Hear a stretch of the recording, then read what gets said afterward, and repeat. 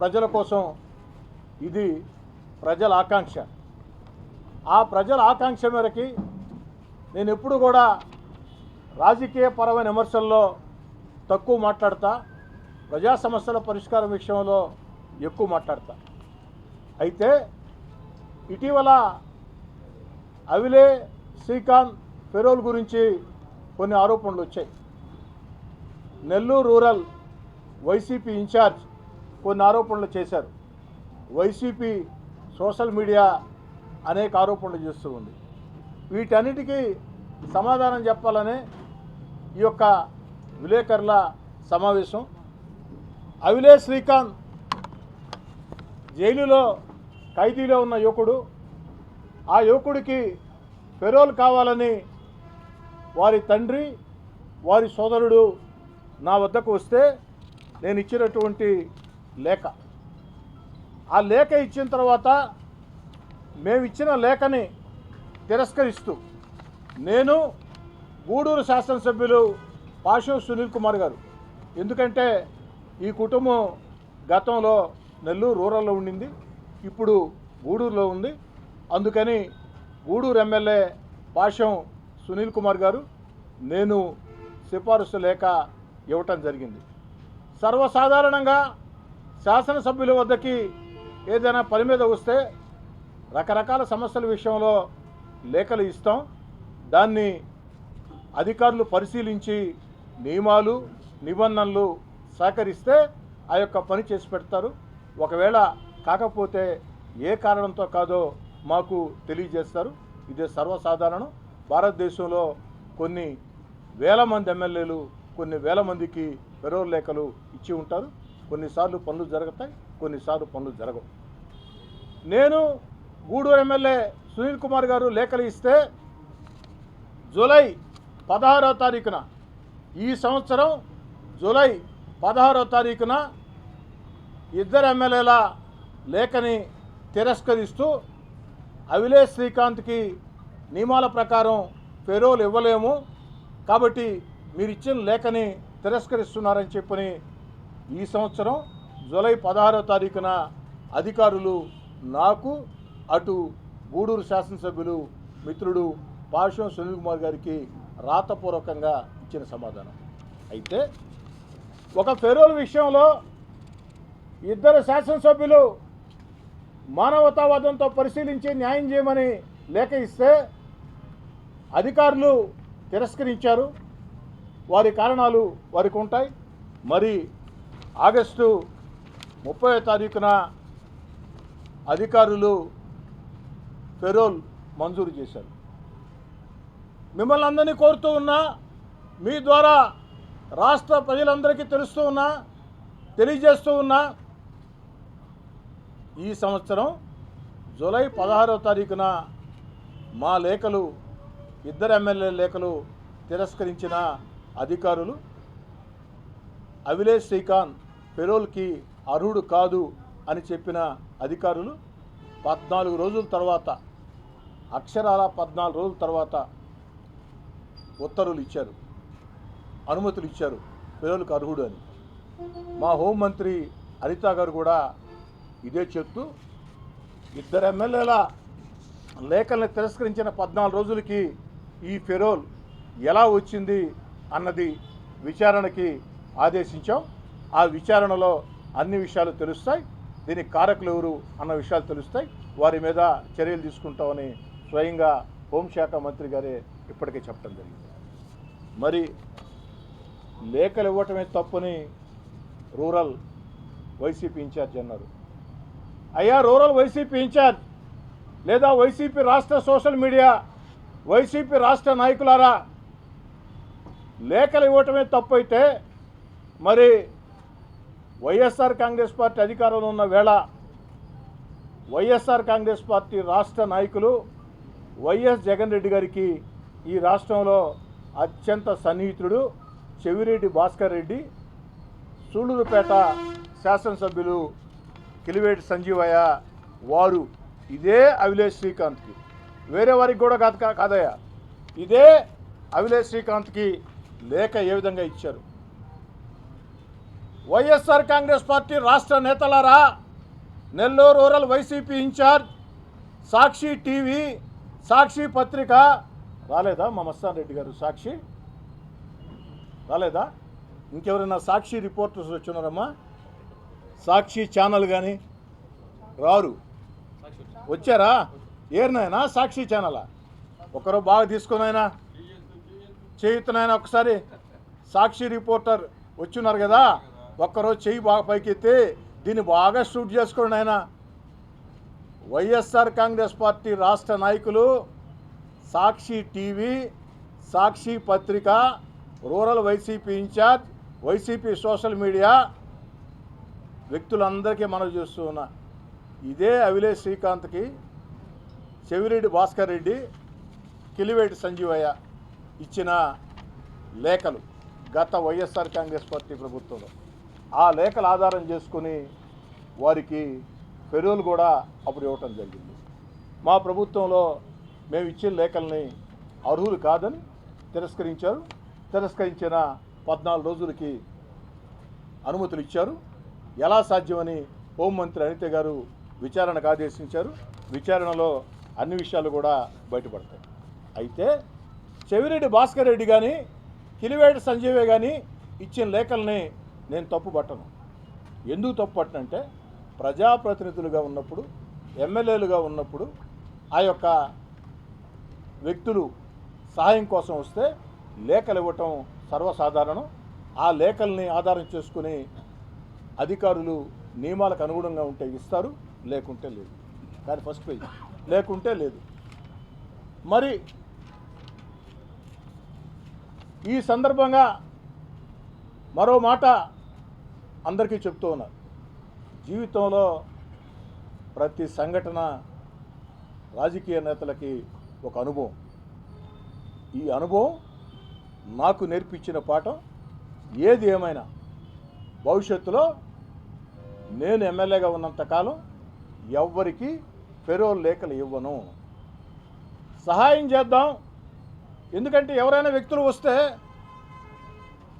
వారి తండ్రో వారి తల్లో లేదా సమస్యల మీద వస్తే ఇస్తూ ఉంటాం. కానీ ఫెరోల్ విషయంలో వివాదం జరిగింది కాబట్టి మా లేఖలు తిరస్కరించి ఉత్తర్వులు ఇచ్చినా మా లేఖల్ని పదే పదే చూపించి మా లేఖల వల్లే వచ్చిందని ఆరోపించారు కాబట్టి సమాధానం చెప్తూ ఉన్నా. మా లేఖల వల్ల రాకున్నా ఇది ఒక వివాదం అయింది కాబట్టి ఈ యొక్క అనుభవం జీవితంలో ఒక పాఠం నేర్పించింది. రాజకీయాల్లో నేను ఎప్పుడు కూడా డాక్టరేటు, ప్రొఫెసరు, లెక్చరరు అనుకోను. ఎప్పుడు కూడా నిరంతర విద్యార్థే. ఈ విద్యార్థిగా నాకు నేర్పించినటువంటి పాఠం, భవిష్యత్తులో ఎవరికి ఫెరోల్ లేఖలు ఇవ్వం. ఎవరైనా ఫెరోల్ కోసం వచ్చినా అయ్యా సంబంధిత పోలీస్ అధికారులకి దరఖాస్తు చేసుకోండి, అర్హులైతే ఇస్తారు, లేకుంటే లేదు. ఫెరోల్ కోసం నెల్లూరు రూరల్ ఎమ్మెల్యే కార్యాలయానికి ఎవరు రావద్దని కూడా భవిష్యత్తులో కూడా చెప్తా. ఇది ఒక అనుభవం. అయితే ఫెరోల్ వరకే నెల్లూరు రూరల్ వైసీపీ ఇన్ఛార్జ్ మాట్లాడుకుంటే నేను కూడా ఫెరోల్ వరకే మాట్లాడి వివరణ ఇచ్చి సరిపెట్టేవాడిని. కానీ వ్యక్తిగత ఆరోపణలు నా మీద చాలా చేశారు. దానికి సమాధానం చెప్పాల్సిన బాధ్యత నాకుంది. నెల్లూరు రూరల్ వైసీపీ ఇన్ఛార్జ్ గారు మీరేమన్నారంటే, పాల డబ్బా కోసం, నాకు 2 కుమార్తెలండి, చిన్నప్పుడు వారి పాల డబ్బా కోసం స్నేహితుడి దగ్గర 100 రూపాయలు డబ్బులు తీసుకున్నాం అన్నాడు. నిజం. ఎవరు కాదన్నారు? గతంలో అనేక సార్లు అనేక సందర్భాల్లో పాల డబ్బా కోసం నా స్నేహితుడు 100 రూపాయలు పెట్టి పాల డబ్బా కొనిచ్చాడని నేనే స్వయంగా చెప్పుకున్నాను. మీరు చెప్పింది నిజం. రూరల్ వైసీపీ ఇన్ఛార్జ్ గారు మీరు చెప్పింది కరెక్ట్. మరి అక్కడికి ఆపేమైంది?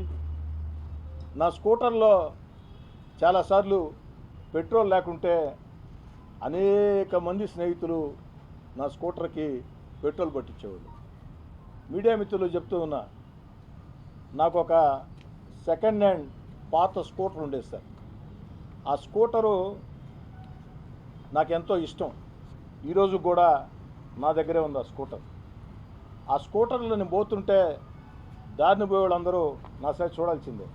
ఎందుకంటే పాత స్కూటరు సౌండ్ ఎక్కువ వచ్చేది. అప్పుడప్పుడు సైలెన్సర్ ప్రాబ్లం వస్తే 1990లో ఆ రోజుకు నేను కాంగ్రెస్ పార్టీ నాయకుడిని, జేకే రెడ్డి గారు ఎమ్మెల్యేకి సన్నిహితుడిని. అయినా సైలెన్సర్ రిపేర్ చేయించాలంటే 450 ఖర్చు అయితే ఓ 10 రోజులు ఆలస్యం జరిగితే సైలెన్సర్ లేకుండా రోడ్లో స్కూటర్ పోతూ ఉంటే అందరూ మన సైడ్ చూడక తప్పదు కదా సార్. అదొక అనుభవం. ఎవరు కాదన్నారు వైసీపీ ఇన్ఛార్జి గారు. నాదేమైనా మైసూర్ మహారాజా కుటుంబం, గ్వాలియర్ మహారాజా కుటుంబం ఎప్పుడైనా చెప్పానా? నేను ఎప్పుడు చెప్పలేదే. నా తండ్రి ఎమ్మెల్యే కాదు, నా తాత మంత్రి కాదు, 100 కోట్లు 1000 కోట్ల ఆస్తులు ఉండే కుటుంబం కాదు, కష్టాలు నష్టాలు కన్నీళ్లు ఉండే ఓ సామాన్య మధ్యతరగతి రైతు కుటుంబం. నేనే అనేక సార్లు చెప్పా, దాంట్లో దాపరికం లేదు.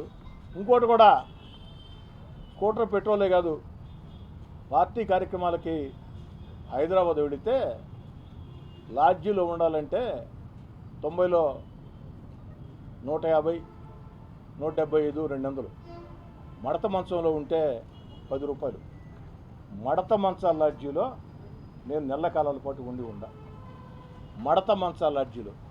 ఎందుకు మడత మంచాల లాడ్జీ అంటే మధు 10 రూపాయలే దానికి.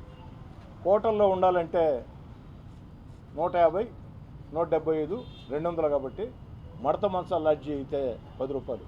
ఇది కూడా చెప్పున్నానే, మర్చిపోయా వైసీపీ ఇన్ఛార్జి గారు. మరి మడత మంచాల లాడ్జీలో ఉన్నాం, స్కూటర్ పెట్రోల్ లేక స్నేహితుల సహకారం తీసుకున్నాం, పాల డబ్బా కోసం స్నేహితుల సహకారం తీసుకున్నాం. అంటే ఎప్పటికి అలానే ఉండిపోవాలనా? ఎప్పటికి అలానే ఉండిపోవాలనా? జీవితంలో 2014లో నేను ఎమ్మెల్యేనైతే 2000 సంవత్సరం నాటికే, అంటే 14 ఏళ్ల ముందే నాకు రియల్ ఎస్టేట్ వ్యాపారం ఉంది. స్నేహితులతో కలిసి కాంట్రాక్ట్లు ఉన్నాయి, స్నేహితులతో కలిసి. ఆ రోజే నాకు 2000 సంవత్సరంలోనే కారు ఉంది. 2003లో నా ఇంటికి 2 కార్లు వచ్చాయి. 2009లో సొంత ఫ్లాట్ వచ్చింది. ఇవన్నీ ఎమ్మెల్యే కాకముందే. మరి ఎమ్మెల్యే కాకముందు 14 సంవత్సరాల ముందు రియల్ ఎస్టేట్ వ్యాపారం ఉంది, చిన్న చిన్న కాంట్రాక్ట్లు ఉన్నాయి. ఇప్పటికీ అవి కొనసాగిస్తున్నాం. ఇప్పుడు ఆర్థికంగా స్థితిమంతులం కాబట్టి కొంచెం పెద్ద రియల్ ఎస్టేటు, పెద్ద కాంట్రాక్టులు స్నేహితులతో కలిసి చేస్తున్నాం. తప్ప అయ్యా రూరల్ వైసీపీ ఇన్ఛార్జ్ తప్ప? రాజకీయ దందాలు చేస్తే తప్పు, ఆర్థిక దందాలు చేస్తే తప్పు, వ్యాపారాలు చేస్తే తప్పు కదయ్యా. నేను ఆర్థిక దందాలు చేసి ఉంటే, రాజకీయ దందాలకు పాల్పడి ఉంటే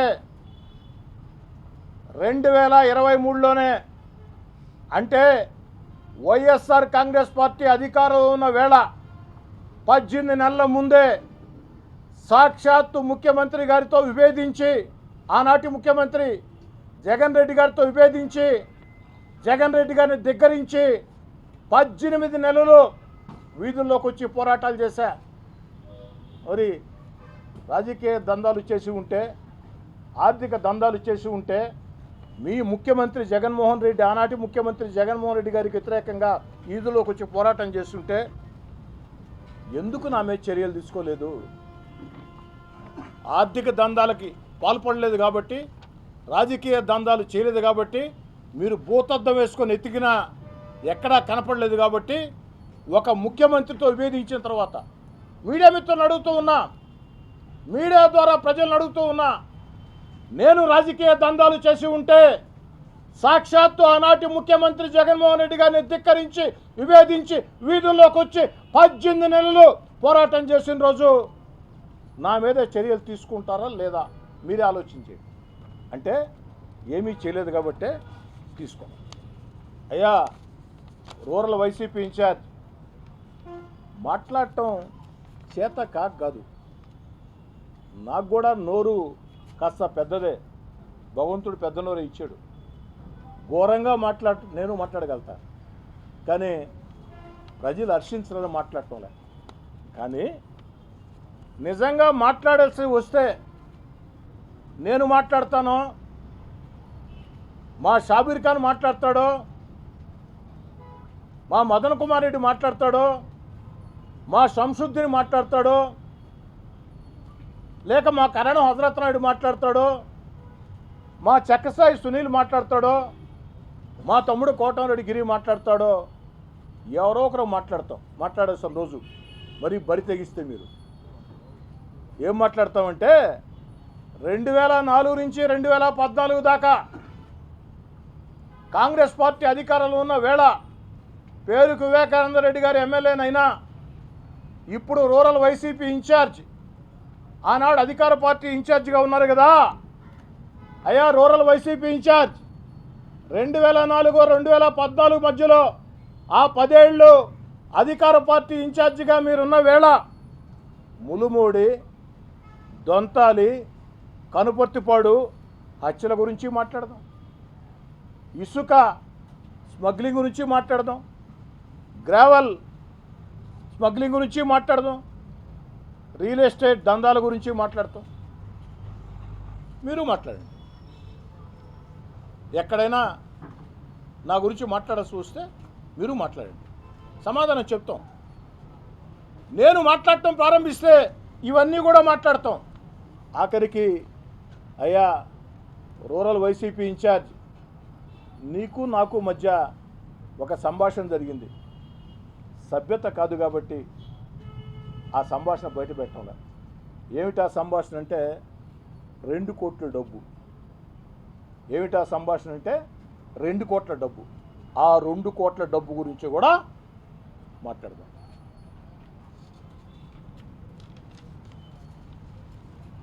నేను అడుగుతున్న వైఎస్ఆర్ కాంగ్రెస్ పార్టీ నేతల్ని, కూటమి అధికారంలోకి వచ్చిన వేళ ఈ 14 నెలల్లో నెల్లూరు రూరల్ నియోజకవర్గంలో ఒక్క వైఎస్ఆర్ కాంగ్రెస్ పార్టీ కార్యకర్త మీదైనా నాయకుడి మీదైనా దాడులు చేసామా, వేధించామా, వెంటాడామా?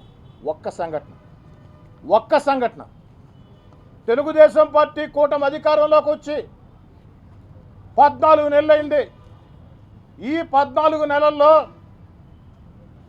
నెల్లూరు రూరల్ నియోజకవర్గంలో ఒక్క వైఎస్ఆర్ కాంగ్రెస్ పార్టీ కార్యకర్త మీద, నాయకుడి మీదనైనా దాడులు చేశామా, వేధించామా, వెంటాడామా? ఒక్క సంఘటన చెప్పమని అడుగుతూ ఉన్నా. మరి ఆ రోజు అధికారంగా దూరంగా జరిగిన తర్వాత మీ వైఎస్ఆర్ కాంగ్రెస్ పార్టీ ప్రభుత్వంలో జగన్ రెడ్డి గారు ముఖ్యమంత్రిగా ఉన్న వేళ 18 నెలలు నా వెంట నడిచే నాయకుల, కార్యకర్తల మీద ఏ విధంగా కేసులు పెట్టారో, వెంటాడారో, వేధించారో జిల్లా అంతా తెలుసు. సోషల్ మీడియాలో నా కుటుంబ సభ్యుల మీద, నా తమ్ముడు కోటంరెడ్డి గిరి మీద, నా వెంట నడిచే నాయకులు, కార్యకర్తల మీద పోస్టింగ్ల దగ్గర నుంచి, అక్రమ కేసుల దగ్గర నుంచి, దౌర్జన్యాల దగ్గర నుంచి ఆ 18 నెలలు మీరు చేసినటువంటి దుర్మార్గాలు, పాపాలు క్షణక్షణం గుర్తుకు వస్తూనే ఉంటాయి. కానీ నేను నిజంగా ప్రతీకార చర్యలకి పాల్పడాలనుకుంటే వైఎస్ఆర్ కాంగ్రెస్ పార్టీలో అధికారానికి దూరంగా జరిగిన తర్వాత 18 నెలల కాలంలో నన్ను, నా కుటుంబ సభ్యుల్ని, నా తమ్ముడు కోటంరెడ్డి గిరిధర్ రెడ్డిని, నా వెంట నడిచే నాయకుల్ని, కార్యకర్తల్ని వేధించిన, వెంటాడిన, దౌర్జన్యం చేసిన వ్యక్తుల మీద ప్రతీకార చర్యలకి నేను పాల్పడాలనుకుంటే ఈ 14 నెలలు నెల్లూరు రూరల్లో వైఎస్ఆర్ కాంగ్రెస్ పార్టీ నాయకులకి చుక్కలు చూపించి ఉండేవాడిని.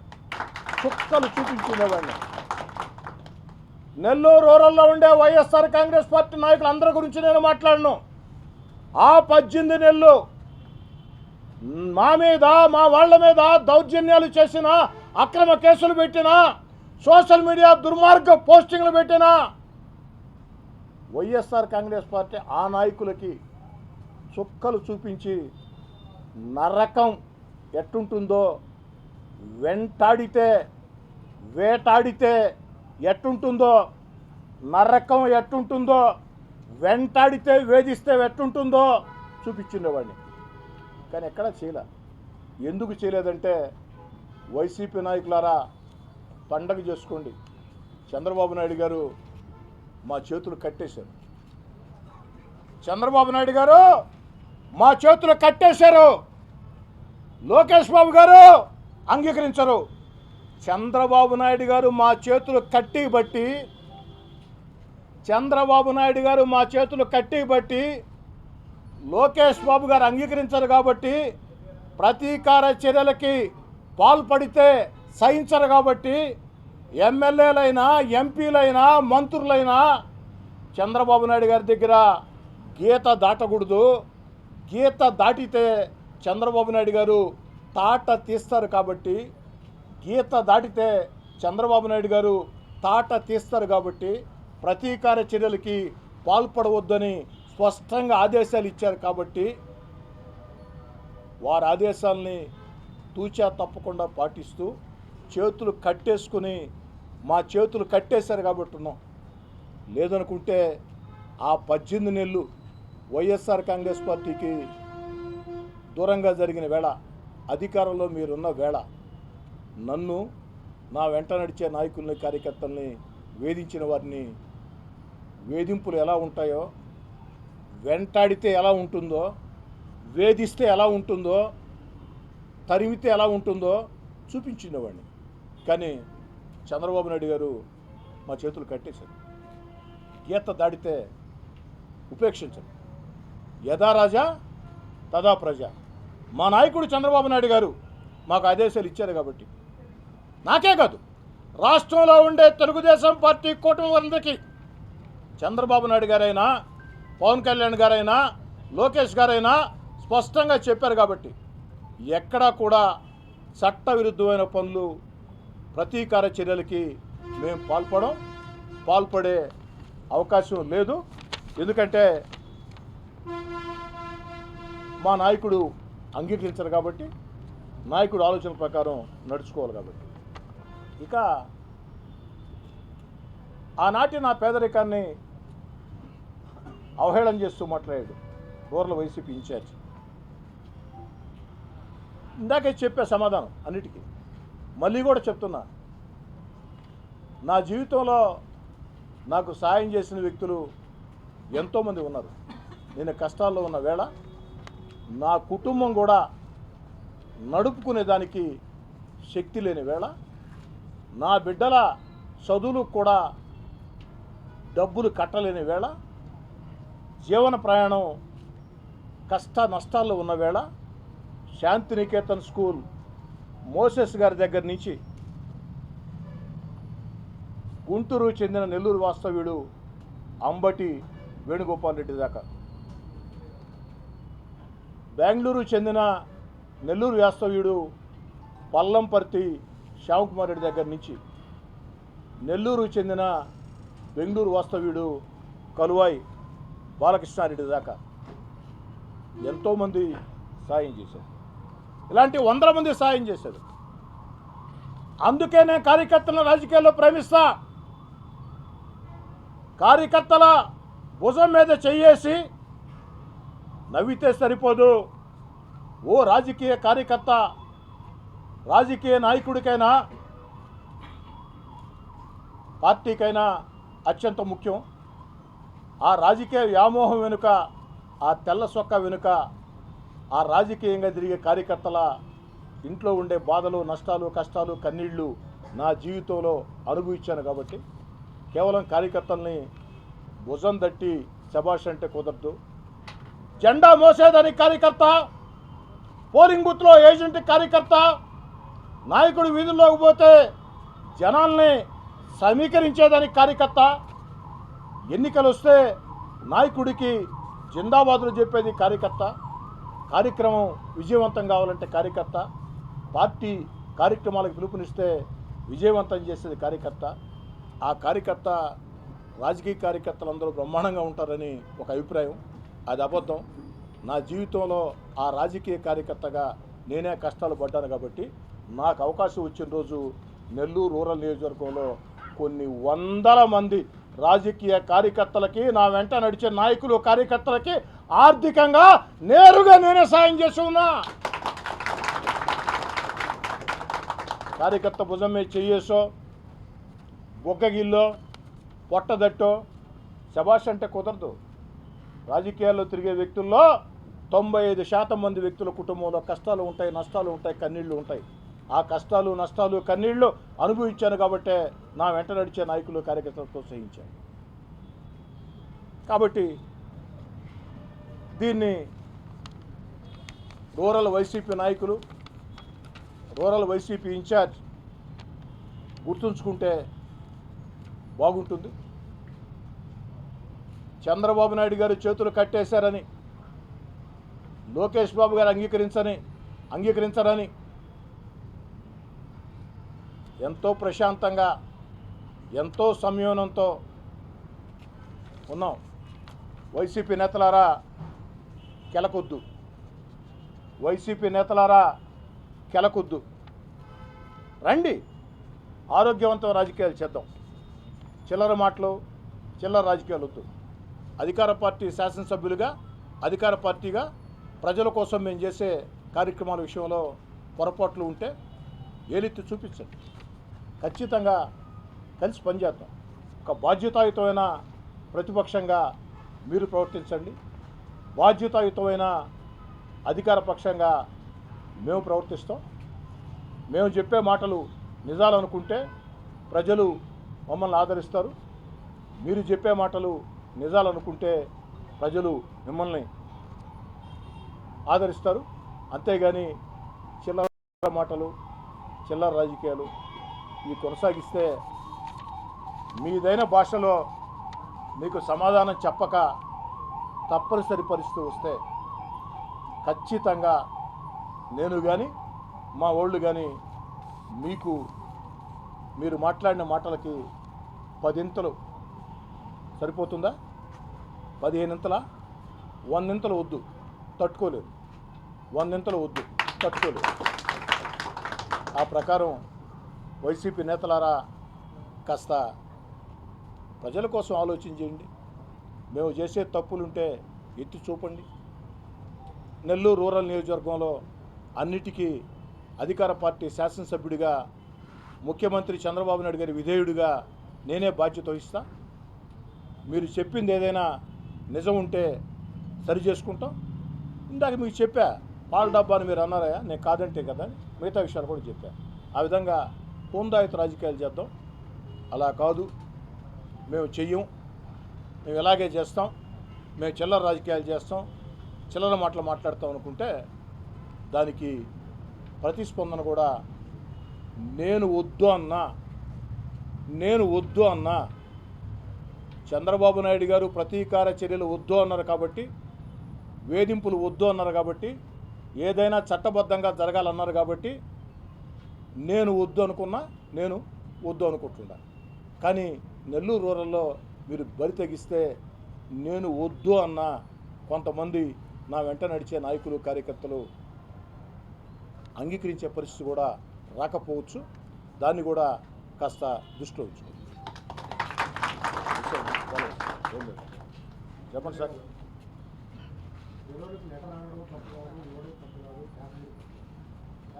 శ్రీకాంత్ 2014లో నేను ఎమ్మెల్యేనయ్యా. నాకు తెలిసి అప్పటికే శ్రీకాంత్ జైల్లో ఉన్నాడు. అప్పటికే జైల్లో ఉన్నాడు. ఓటర్ కూడా కానట్టే కదా. నన్ను ఇష్టపడే కుటుంబాలు ఉంటాయండి. నెల్లూరు నగర, రూరల్ జిల్లా అంతా కూడా ఉంటాయి. నేను పరిచయం ఇష్టపడతారు, కొంతమంది ఇష్టపడరు, రెండూ ఉంటాయి. ఇష్టపడేవాళ్ళు ఎందుకు ఇష్టపడతారంటే వాడు కారణం చెప్పాలా, ఇష్టపడిన వాళ్ళు ఎందుకు ఇష్టపడరంటే వాడు కారణం చెప్పాలి.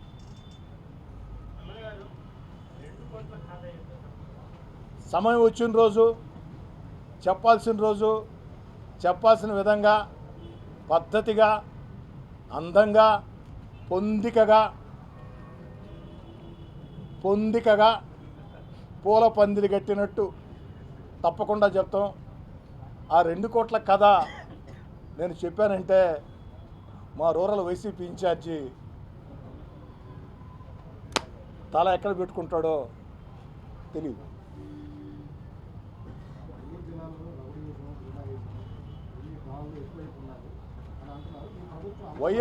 వైఎస్ఆర్ కాంగ్రెస్ పార్టీ ప్రభుత్వంతో పోల్చుకుంటే ఈ ప్రభుత్వంలో పోలీసులు చాలా కఠినంగా వ్యవహరిస్తూ ఉన్నారు, కఠిన చర్యలకు పాల్పడుతూ ఉన్నారు, రౌడీల్ని గూండాల్ని ఉక్కు పాదంతో అణిచివేస్తూ ఉన్నారు.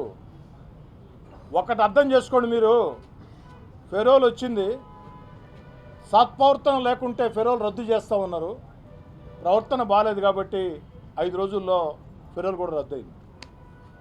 ఆ ప్రభుత్వానికి ఈ ప్రభుత్వానికి ఉన్న తేడా. సార్ ఇంకా చెప్పండి సార్, మీరు ఎన్ని క్వశ్చన్లు అడిగినా నేను రెడీగా ఉండా. ఏ సురేష్ గారు, ఏ సార్ కొనార్క్ గారు,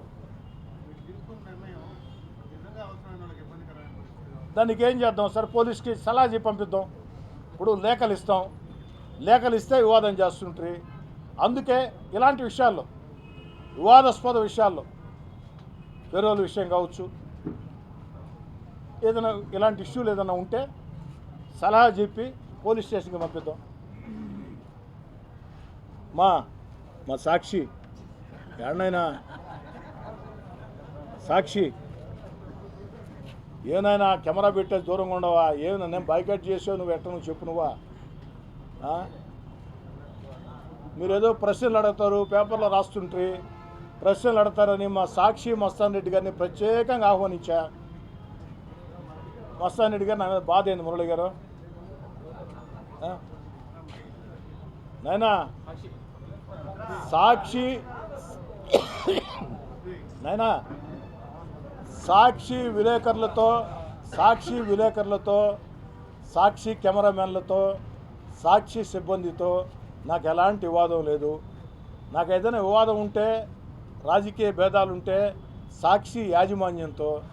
ఎందుకంటే సాక్షి పత్రికలో పనిచేసే చాలామంది, సాక్షి కార్యాలయం నెల్లూరు రూరల్లో ఉంది, పనిచేసేవాళ్ళు చాలామంది నెల్లూరు రూరల్లో ఉన్నారు. ఎలక్షన్లో కూడా నాకు వాళ్ళు చాలామంది, అందరని చెప్పను కానీ సాక్షిలో పనిచేసే కింది స్థాయి సిబ్బంది నాకు చాలామంది నా కోసం సాయం చేశారు, పనిచేశారు. కాబట్టి ఎందుకు మీరు దూరంగా ఉంటారు? దగ్గర రండి, ఇబ్బంది లేదు. నువ్వు వచ్చే సంతోషం. సాక్షి టీవీ, సాక్షి పత్రిక ఏమైంది? ఏలే, మేము అడిగేది ఏంటంటే, మీరు వచ్చినప్పుడు సాక్షిలో రాసేయి, సాక్షిలు టీవీలో చూపించేయి, నేరుగా అడిగితే చాలా గౌరవప్రదంగా, చాలా పద్ధతిగా సమాధానం చెప్తాం కదమ్మా. ఇంకా సార్ రాజారావు గారు, ఏ సార్ రాజాబాయ్, ఏ మురళి, ఏ సార్ మిథిలే గారు, ఇంకేమన్నా సార్? Any questions?